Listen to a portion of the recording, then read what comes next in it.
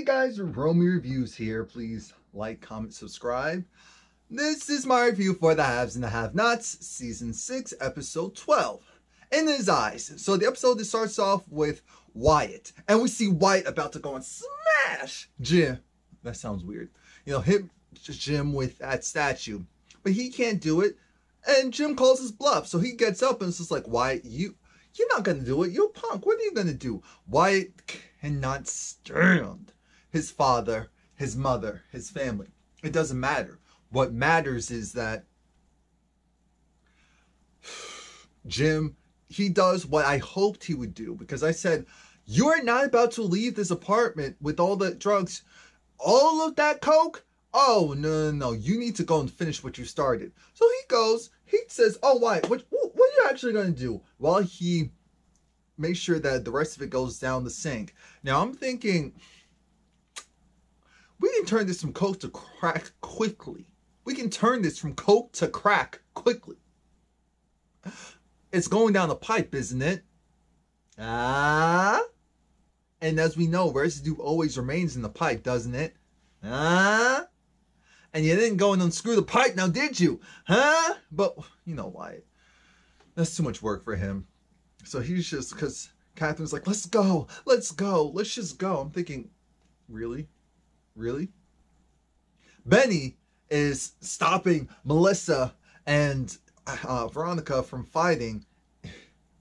The interesting part about that whole thing is that I love how this show, the curses are bleeped out because we're saved, but they say the curses. The actors say the curses, and they've been saying mother bleepa this entire season. I know this is only episode 2 with it coming back, but still, every episode, it's like, you mother bleepa, F you. I said, oh, so we're doing that now? This is my type of speed. And Melissa yanked or shifted Veronica's bang, and I said, Veronica, why are you going? Veronica, Veronica has edges, but they're so weak. I said, Veronica, why your edges look like that? You see this? Why your edges look like this? Anyway, Melissa's saying, you can't kick me out. You can't kick me out. I'm not going anywhere. This is my house. There's nothing you can do about that. Veronica's whole mantra, this is my house. You're going out of here. I don't know what you think you thought you were doing. Because now Melissa is confirming that she's pregnant, even though we were wondering because she was trying to drink. She wasn't acting like she was pregnant, but apparently she is pregnant. And Benny's just trying to figure out, wait, Lays, what are you doing? Calm down. Veronica said, you know what, Benjamin, I am calm.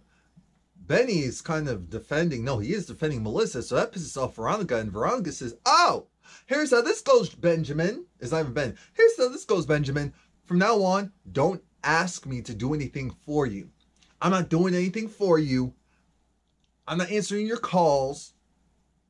This also means that Veronica has no issue pitting this back on Benny, because while she was his boy toy, no, while he was her boy toy, she wasn't going to let that man go in jail. Especially, it's like, but now, So he has to go. Not only does he have to go, Veronica said, oh, I'm not done yet. Starts fighting with Melissa, and this was a good one. I mean, they were tussling. Benny was trying to hold back Veronica. Veronica throws out Melissa. Throws her out. Says, get out of my house. And Benjamin, you get out too and don't come back. If you're choosing her, you're not choosing me. I said, you know what? Tyler, I like what you're doing with this show. And now Melissa's crying because she realizes, oh, I have nowhere to go. I'm thinking, Melissa, are you acting right now so you can get a roof over your head? I see game. Game recognized game. I see game. While all that's happening, we see Hannah and her dude. We're going to call him Derek for now. And Hannah and Derek, remember he said he wanted to take her dancing. Little did we know that she was going to go to a club where Stephanie Mills was performing. I said, wait a minute now. dimly lit with that evening afterglow light that I'm actually under right now, you know, because it's a compliment to the black skin. And I said, wait a minute, are those real vocals? Or we're doing the entire song. We got the oohs, we got the ahs. The night we met, and that was it. And that was the full performance. I looked at this and said, Tyler, you know what? You're okay with me again. You're okay with me again. It was a full performance. I said,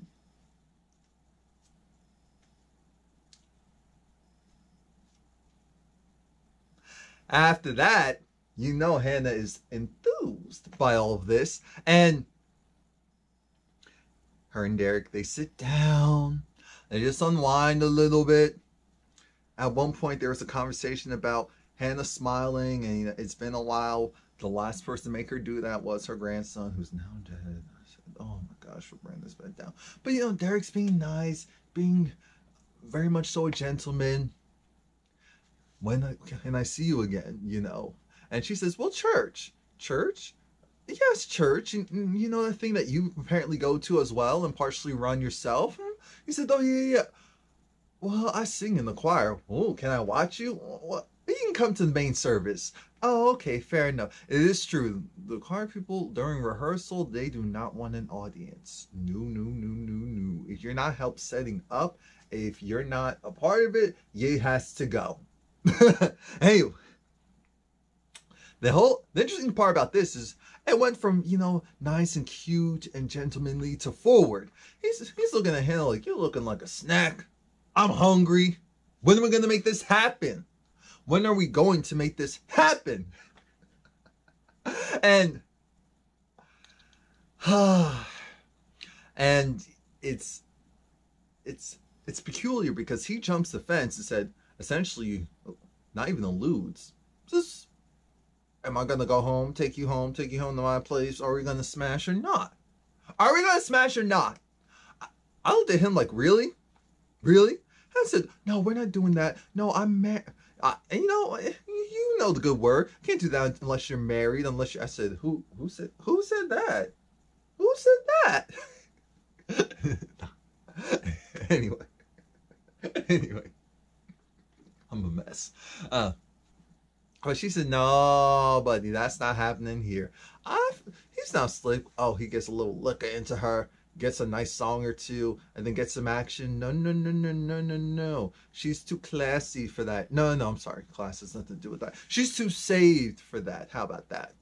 We'll move forward to Jeffrey. Jeffrey's in the hospital. That'd be interesting. Jeffrey's in jail, and we see this guy looking at Jeffrey, and I'm thinking, oh God, I'm gonna have another good story. And then, that's not what's happening here, or at least not yet. So we see this guy, and he sits next to Jeffrey, and he wants to go and kind of spill his life story. Because initially he's asking Jeffrey, oh, so what are you in for? Jeffrey said, look, don't talk to me. I said, Jeffrey, you come off as entitled and snobbish. You don't ever want to come off like that in jail. What is wrong with you? What do you think? What are you doing? My dude, what are you doing? What are you doing? No. What are you doing? No. And this guy, he starts kind of telling a story about, well, there was this officer. I'm in here because, you know, he put me in this cop car, and let's just say, you know, things got handsy. You know, in a sexual way.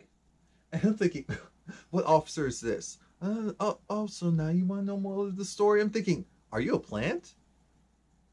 Are you there to, you know, for Justin to test and see if Jeffrey is going to snitch? What is this all about? Next thing we know, here comes Justin. And Justin says, all right, Leslie Jones, come out. Come out. Because at first Jeffrey said, oh, God, you're here for me. I said, no. And he said, so we can either do this the easy way or the hard way. Old dude goes and leaves. And I said, Justin's really, he's really a monster and a pervert. And he knows the type, too. That's the crazy part. He knows the type. Who knows how many men that he's done this to and gotten away with it because he's a cop. Candace is still in the hotel room of Oscar, but Gia comes in. Why? Because, one, I just see how much money you've been making. What is this? I felt like Candace looked at that wad of money like he looked at that $1 bill all those years ago. And Candace, obviously you need to do better, and she wants Gia to call Jim. Well, we find out that Rocky originally was trying to pick up Gia. That didn't work. She said, no, I'm Candace's girl, and he backed off. Other part is, now you need to call Jim Cryer, invite him to have a drink with you, because I need him there. I need him there at the bar. I have some news to share with him. You don't need to know the details. Why are you talking? Why are you so sensitive? You have a job to do. What is wrong with you? Speaking of Jim, Jim's talking to Catherine in Catherine's home, and their conversation is essentially this. Jim originally says that, oh, we're bad parents. We're bad parents. Catherine said, no, you're the bad parent. Jim said, fair. But let me rephrase that. It's still us. Because you were the type that hired nannies. You hired tutors. You hired everything except for spending time with the child. And so Wyatt isn't just mad at us because of the priest. That's a part of it. I said, Jim, are you going to remind her that you're the one that had Wyatt in that cell with that guy who ended up raping him? Because that isn't helping either. Wyatt's broken. That's the thing. Wyatt is broken. I don't care about him, though, so I don't care. The conversation deviates from that to their personal relationship and how Jim is trying to reassert himself back onto Catherine.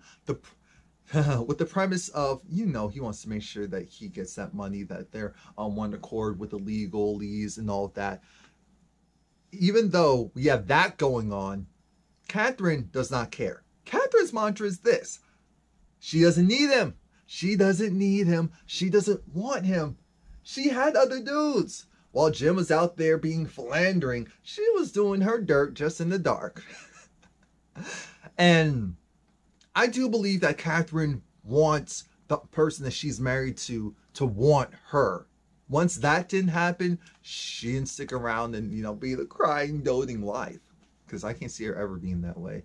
Anyway, Jim decides he's tired of the conversation. He goes upstairs. And Catherine's like, you need to go. This isn't your house. Actually, she should have said, I reinstated all of your cards for you to go and just stay in this house anyway. Jim's talking about, oh, this wallpaper needs to change. Said, you're not moving back into this house. Once that conversation's done, he gets a call from Gia, and Gia convinces him to, well, actually, he doesn't say yes, but he doesn't say no, because originally he said, oh, can this wait till tomorrow? She said, no, we have things to finish, and trust me, I'm worth it. And we know Jim, if there's one thing that he can't resist, it's the puss. It's the puss. Speaking of someone else who apparently can't, Derek brings Hannah home, and there it goes, puts the moves on her, kisses her, mwah, mwah. And so even though Hannah liked it, she had a smile on her face. She was like, what are you doing? And he said, oh, I was serious about getting it on. She was like, no, Derek, stop. In comes Benjamin. Oh, so we're doing this now? What? That was the end of that. Bye-bye, go home. Benny's inside. And that's when Hannah realizes, hey, but who's that? Stop playing around. I know that there's someone behind you. And there we go with Melissa. Melissa's crying. What's wrong? Well, Melissa got kicked out. And Hannah invites her in. As Melissa starts divulging more of the story, she finds out that she was living at Veronica's, which meant that, wait, so you're supposed to be Jeffrey's fiance and baby mama, so you're pregnant. And so then Veronica tells the girl, we have a lot of room, we have plenty of space, you can stay here. I'm thinking, wait a minute, so you're gonna allow this stranger who was in the clutches of thine enemy to stay in your domicile while you allow your daughter to go be wherever and do whatever with whomever just because you're upset with her?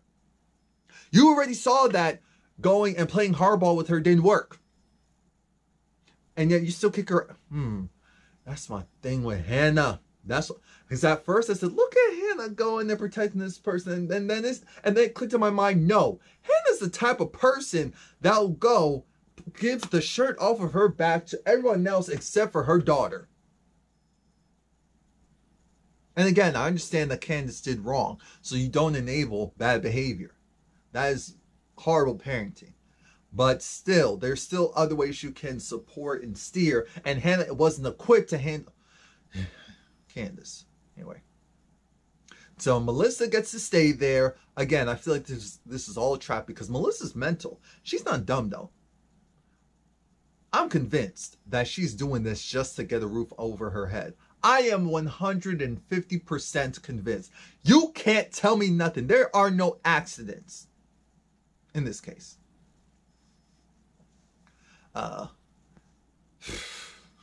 Hannah, I like buzzed Hannah. Hannah with a drink or two in her is fun. She's a little bit looser because when she was talking to Benny, she knew that, oh, so this girl, oh, you sleep with her too. You sleep with her. And she's pregnant. You don't even know the full situation. You messy. You nasty. Take a shower. Show her to one of the rooms. I don't care. Have a good night. And she took another drink with her. I thought she was handing it to Benny, but no. Benny opened it, and then she took it to drink. I said, now, Hannah, if all we needed was to give you a drink or two every now and then to mellow you out, I don't even drink alcohol. I don't even buy alcohol, but I'll buy hers. I'll say, Hannah, here you go. Wait, I'll be back. Let me go to the shop right Lucas, right, real quick. Oh, yes, you need to see my ID, of course. Okay. Yes, I'm joining. Yeah, yes, thank you. Anyway. All right, let's see what other shenanigans occurred during this episode. Oh, I didn't care about this scene. David finally learns that he'll be able to get Wyatt.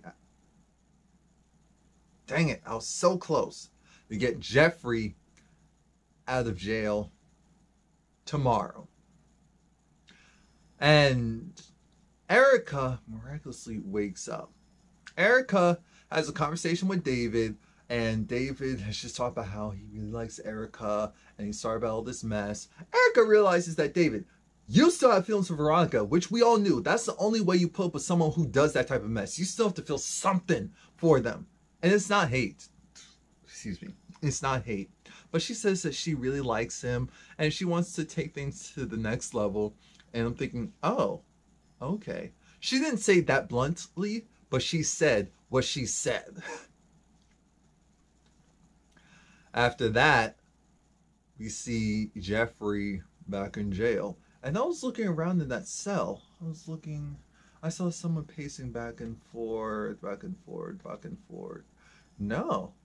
So it looks like the Leslie dude, that's what I'm calling him right now. I don't care what his actual name is. He's not there anymore. I don't know what happened to him. I don't know if he's in a holding cell. I don't know.